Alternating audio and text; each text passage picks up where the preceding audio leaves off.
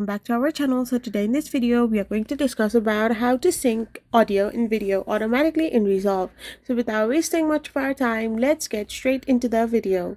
So if you want to sync audio and video automatically in Resolve, then all you gotta do is simply go to DaVinci Resolve.